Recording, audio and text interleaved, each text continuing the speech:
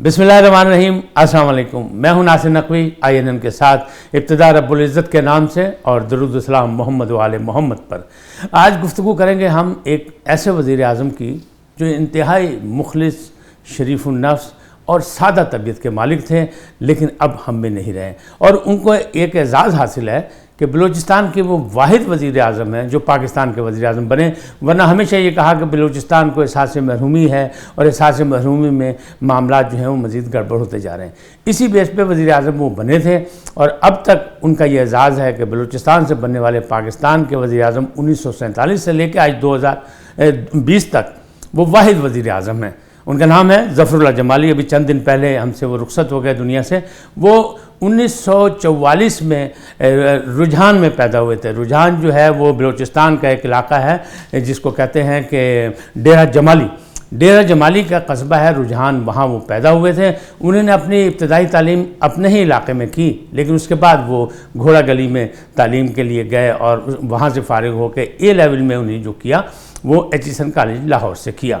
उनकी बहुत सी सरगर्मियाँ थीं। जब ज़माने तालिब इल्म में वो हॉकी भी खेलते थे, लिहाजा पाकिस्तान हॉकी फेडरेशन के सदर भी रहे। लेकिन वज़ीर आज़म बने, सियासत में उन्हें क्या कुछ किया।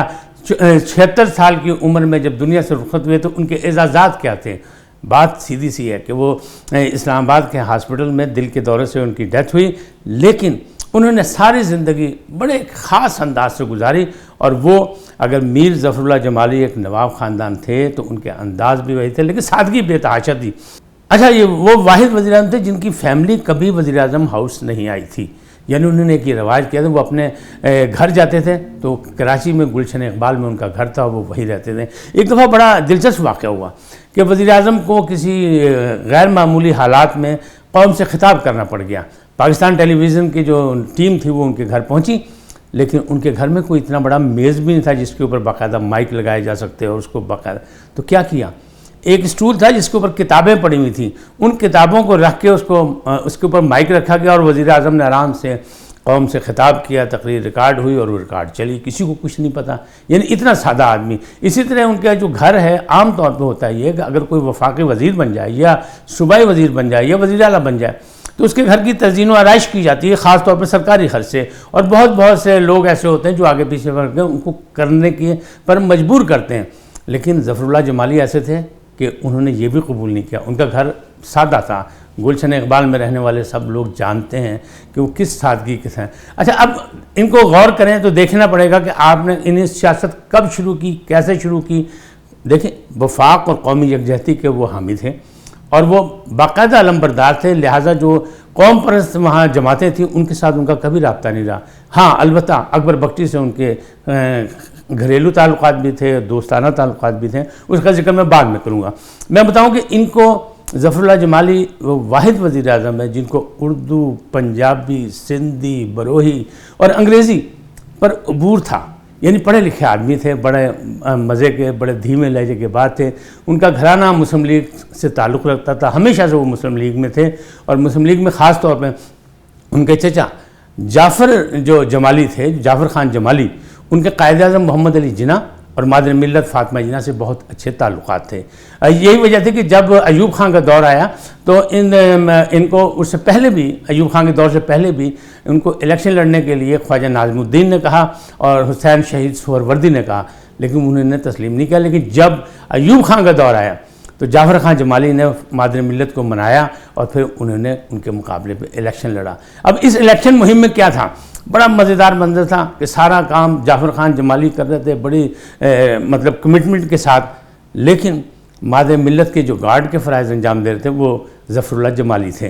ज़फ़रुल्लाह जमाली ने बाकायदा वहाँ गार्ड के फ़राइज़ अंजाम दिए और पोलिंग एजेंट भी बने मादर मिल्लत के। रिज़ल्ट क्या हुआ वो सबके सामने है, क्यों हुआ, कैसे हुआ, ये सारी चीज़ें सबके सामने। लेकिन असली बात जो है वो यही है कि उन्होंने जितनी भी खिदमात अंजाम दी, उन्होंने ज़फ़रुल्लाह जमाली ने हमेशा कौमी लेवल पर कौमी फ़िक्र के साथ की, कभी इलाक़ाई सियासत नहीं की।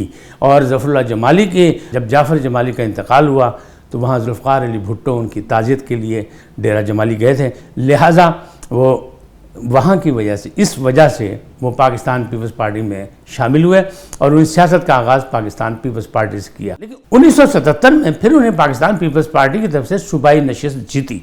लेकिन जब जनरल ज़ियाउल हक़ آمرانہ طور پہ قابض ہو گیا، ذوالفقار علی بھٹو کو پھانسی ہو گئی، تو اس کے بعد وہ جنرل ضیاء الحق کے ساتھ شامل ہو گئے، یعنی ان کا ساتھ وہ دیتے رہے۔ جب 1985 میں جنرل ضیاء الحق کے دور میں غیر جماعتی الیکشن ہوا تو وہ قومی اسمبلی کے رکن منتخب ہو گئے۔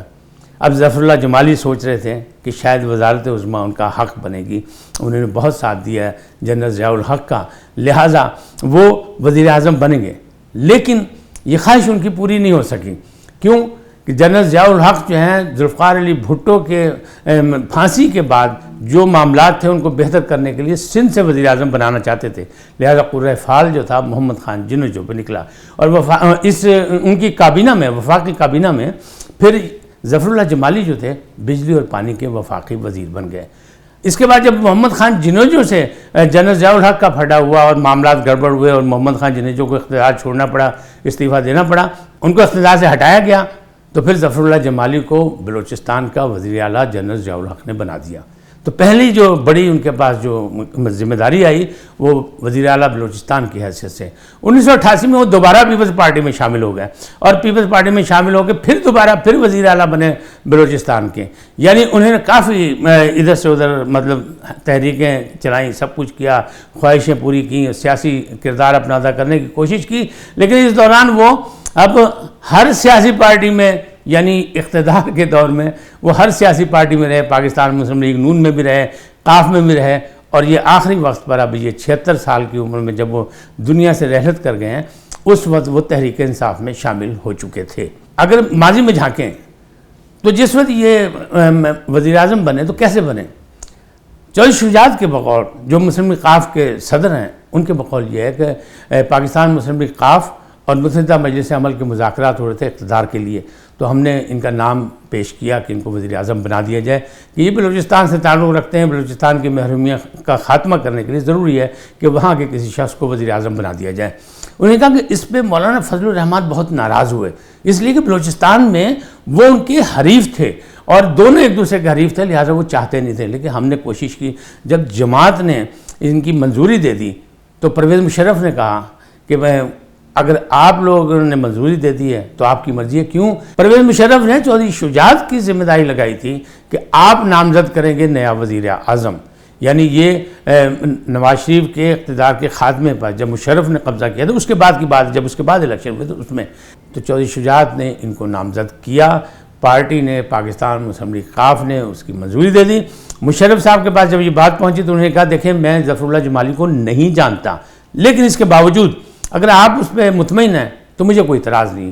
انہوں نے کہا کہ حقیقت یہ ہے کہ جب یہ وزیر اعلیٰ بلوچستان رہے ہیں دو بار تو اس وقت کی رپورٹ ان کی خفیہ اچھی نہیں ہے، لیکن اگر آپ کہتے ہیں، آپ یقین کرتے ہیں تو مجھے کوئی اعتراض نہیں ہے، لہٰذا ظفراللہ جمالی جو ہیں وہ ایوان وزیر اعظم میں پہنچ گئے، وزیر اعظم بن گئے، ہمارے پاکستان کے 13ویں وزیر اعظم ظفراللہ جمالی بن گئے۔ اب اس دوران ساری چیزیں چلتی رہیں کہ کیوں مشرف ناراض ہوئے، ہوا کیا؟ تو 1 اکتوبر 2003 کو جب دورہ امریکہ پہ گئے ظفراللہ جمالی تو ان کے ساتھ وزیر خارجہ خورشید محمود قصوری بھی تھے، شیخ رشید بھی تھے، یہ وزیر اطلاعات تھے اس وقت، اور بھی دوسرے لوگ تھے، اور سیکرٹری خارجہ بھی ان کے ساتھ تھے۔ لیکن ہوا یہ کہ وہاں بہت سی ملاقاتیں ہوئی، صدر بش سے بھی ملاقات ہوئی، ساری بات ہوئی۔ ایک بار انہیں سیکرٹری دفاع سے ظفراللہ جمالی نے کہا کہ میں آپ سے علیحدگی میں ملاقات کرنا چاہتا ہوں، انہیں ٹائم دے دیا۔ جو امریکہ کے سیکرٹری دفاع تھے انہوں نے ٹائم دیا، ڈونلڈ رمزفیلڈ نام تھا ان کا، تو وہ انہوں نے ٹائم دے دیا، تو یہ ظفراللہ جمالی اکیلے ان سے ملنے چلے گئے۔ جس وقت یہ ملاقات جاری تھی اور باہر شیخ رشید صاحب بیٹھے تھے، میں ہمیشہ شیخ رشید کو کہتا ہوں کہ وہ ڈیوٹیفل آدمی ہے، تو اس وقت بھی وہ ڈیوٹی پہ تھے، وہ باہر بیٹھے ہوئے تھے، اندر ظفراللہ جمالی جو ہیں وہ مذاکرات کر رہے تھے، ملاقات کر رہے تھے سیکرٹری دفاع امریکہ سے۔ تو بات کرتے کرتے جب اسی دوران میں شیخ رشید کہتے ہیں، اپنی کتاب میں لکھتے ہیں کہ ایک فون آیا، تو انہیں فون سنا تو وہ DG/ISI کا تھا۔ وہ جب DG/ISI کا فون آیا جنرل احسان کا، تو انہیں پوچھا کہ کیا ہو رہا ہے، کیا کر رہے ہو؟ تو شیخ رشید کے بقول وہ کہتے ہیں میں نے کہا میں باہر بیٹھا ہوں، اندر وہ ملاقات کر رہے ہیں وزیر اعظم صاحب۔ نے کہا کس سے ملاقات کر رہے ہیں؟ ان کا سیکرٹری دفاع سے۔ انہیں کہا ساتھ کون کون؟ ان کا کوئی نہیں، اکیلے۔ ان کا وہ اکیلے ملاقات کر رہے ہیں۔ ان کا اچھا، انہیں فون بند کر دیا۔ چند لمحوں بعد شیخ رشید کے ہی بقول دوسرا فون صدر مشرف کا ہے۔ انہیں پوچھا ہاں بھائی شیخو کیا ہو رہا ہے؟ شیخو نے وہی داستان سنا دی کہ میں باہر بیٹھا انتظار کر رہا ہوں اور اندر جو ہے ظفراللہ جمالی صاحب جو ہے سیکرٹری دفاع سے ملاقات کر رہے ہیں امریکہ کے، اور ہم انتظار کر رہے ہیں ان کے آنے کا۔ انہیں کہا وہاں سفیر ہے پاکستان کا؟ انہیں کہا نہیں۔ انہیں کہا وزیر خارجہ خورشید محمود قصوری اندر ہیں؟ انہیں کہا نہیں۔ انہیں کہا سیکرٹری خارجہ اندر ہے ملاقات میں؟ انہیں کہا نہیں۔ انہیں کہا اوکے ڈن، اتنا کہا کہ انہیں فون بند کر دیا۔ جب فون بند کیا تو شیخ رشید کہتے ہیں کہ میں گھبرا گیا کہ معاملہ گڑبڑ ہے۔ وہ واپس دورہ مکمل کر کے واپس آئے پاکستان، تو مختلف خفیہ ایجنسیوں نے، مختلف اداروں نے صدر پرویز مشرف کو بریفنگ دی دورہ امریکہ کے بارے میں۔ ظفراللہ جمالی صاحب نے اپنی بریفنگ دی صدر مملکت کو۔ جب پرویز مشرف کو صدر ظفراللہ جمالی بریفنگ دے کے باہر نکلے تو انہوں نے چودھری شجاعت کو فون کیا اور انہوں نے کہا معاملہ گڑبڑ ہے، دونوں کی بریفنگ میں بہت فرق ہے، لہٰذا میں مطمئن نہیں ہوں، میرا خیال ہے ان کو اب فارغ کر دیا جائے، اور میں ان کو فارغ کرنا۔ چودھری شجاعت یہ پیغام لے کے ظفراللہ جمالی کے پاس گیا کہ آپ کی فراغت کا ٹائم آ گیا اور آپ کو فارغ کرنے لگے ہیں۔ انہوں نے کہا نہیں، یہ میری بے توقیری نہ کریں، میں خود استعفیٰ دے دیتا ہوں۔ تو انہوں نے کہا ٹھیک ہے جیسے بھی مرضی، آپ جیسے مرضی کریں، لیکن پرویز مشرف کی یہ خواہش تھی کہ جمالی صاحب جب استعفیٰ دیں، اپنا عہدہ چھوڑیں، تو وہ شوکت عزیز کی نامزدگی کریں بطور وزیر اعظم، لیکن ظفراللہ جمالی نے ایسا کرنے سے انکار کر دیا۔ اچھا، اسی وزارت کے دوران ابھی یہ بات چل رہی تھی تو ایک اور بھی واقعہ ہے کہ چودھری شجاعت یہ بتاتے ہیں کہ اکبر بگٹی سے ان کی تھوڑی سی ناراضگی چل رہی تھی ظفراللہ جمالی کی، تو ظفراللہ جمالی ان کو لے کے وہاں گئے ان کے پاس۔ تو جب وہاں گئے تو اکبر بگٹی نے چودھری شجاعت سے علیحدہ ہو کے بات کی کہ اس کو کیا سزا دی جائے، یہ میرے بیٹے کا قاتل ہے۔ تو چودھری شجاعت نے کہا نہیں، یہ قاتل نہیں ہے، آپ کو شک ہے کہ سلال بگٹی جب قتل ہوا ان کے دور حکومت میں تو اس میں ان کا ہاتھ ہے، لیکن ان کا ہاتھ نہیں ہے، تو آپ درگزر کریں۔ بگٹی صاحب نے کہا صرف ایک صورت میں درگزر ہو سکتی ہے، اور وہ یہ ہے کہ بلوچوں کی روایات کے مطابق یہ جو ظفراللہ جمالی ہیں یہ دہکتے ہوئے انگاروں پہ چل کے قسم کھائیں، اگر یہ سچے ہوں گے تو بچ جائیں گے، میں انہیں معاف کر دوں گا، اور اگر نہیں تو میں معاف نہیں کروں گا۔ ہوا کیا؟ ظفراللہ جمالی کو جب چودھری شجاعت صاحب نے یہ پیغام دیا تو انہوں نے انکار کر دیا ایسا کرنے سے، اور پھر انہوں نے معاف نہیں کیا۔ اب دوسری جانب دیکھیں، ایک تو واقعہ یہ ہے کہ امریکہ میں جو انہوں نے 1 to 1 ملاقات کی سیکرٹری دفاع سے، وہ ان کا الزام لگا۔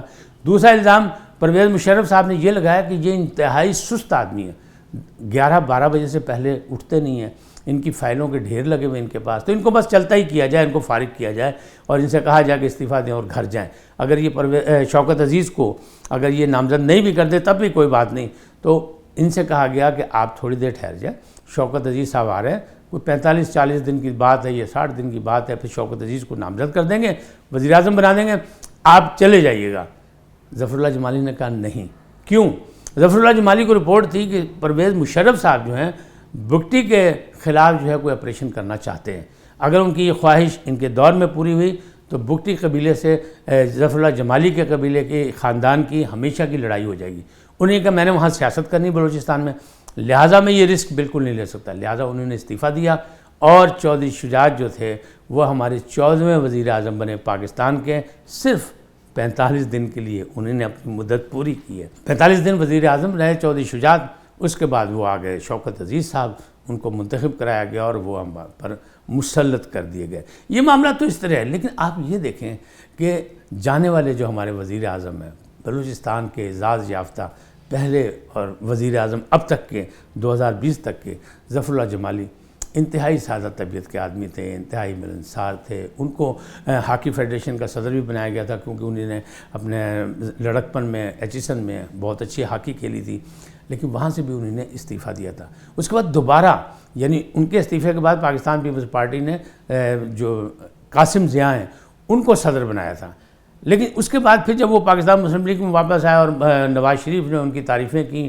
اور انہیں کہا کہ ہاکی میں آپ دلچسپی لیں، ہاکی ہمارا قومی کھیل ہے اور ہاکی اگر ترقی نہیں کرے گا تو بڑا دنیا میں بڑی جگہ سائی ہو رہی ہے، ہمارے بڑے اعزازات ہیں، تو ظفراللہ جمالی نے پھر ہاکی فیڈریشن میں جو ہے وہ دلچسپی لینی شروع کر دی۔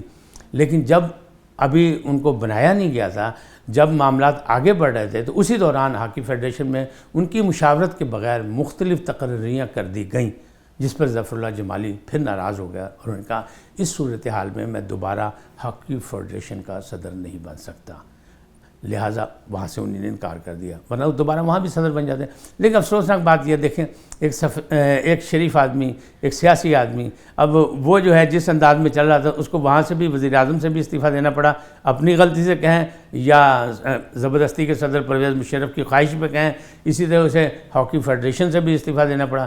لیکن سیاسی اتار چڑھاؤ میں ظفراللہ جمالی نے بہت اپنا کردار ادا کیا، کئی جگہ مختلف گروپوں کو آپس میں بٹھانے کی کوشش کی، کیونکہ وہ قوم پرستوں کے ساتھ نہیں تھے، ان سے اختلاف کرتے تھے، اور وہ جو بزنجو وغیرہ یا مینگل گروپ تھا ان سب سے مخالف تھے، وہ قومی سیاست کرتے تھے، اس لیے ان کو خاصے عرصے یاد رکھا جائے گا ایک شریف النفس وزیر اعظم کی حیثیت سے۔